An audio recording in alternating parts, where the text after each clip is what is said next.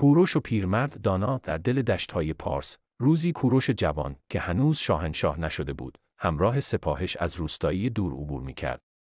مردم با احترام به او نگاه می‌کردند، اما مردی پیر با لباسی ساده و چهره‌های پارچین بدون تعظیم به چشمان کوروش خیره شد. کوروش ایستاد. نگاهی به او انداخت و گفت: تو چرا سر فرود نیاوردی پیرمرد؟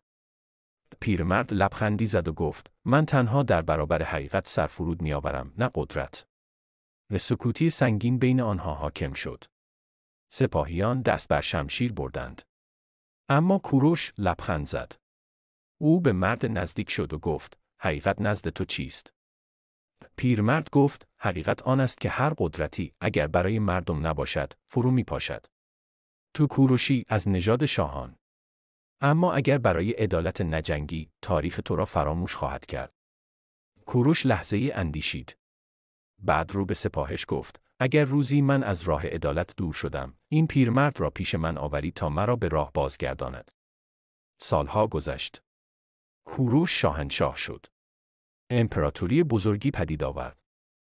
اما یاد آن روز و آن پیرمرد در دلش زنده ماند. روزی از روزها، در اوج قدرت، در کاخ پاسارگاد، کوروش به ندیمی گفت: آیا آن پیرمرد هنوز زنده است؟ ندیم گفت: او چندی پیش از دنیا رفت. اما نامه‌ای برایت گذاشت. کوروش نامه را گشود. در آن نوشته شده بود: کوروش، تو را در دل تاریخ میسپارم، نه به خاطر فتح‌هایت، بلکه به خاطر قلبت. پادشاهی که به عدالت گوش دهد، همیشه زنده میماند. کوروش اشک در چشمانش حلقه زد. به آسمان نگاه کرد و آرام زمزمه کرد: تا زمانی که عدالت زنده است، کوروش نیز زنده خواهد بود. برای دانستنی‌های بیشتر کانال ما رو سابسکرایب کن و زنگوله رو هم بزن رفیق.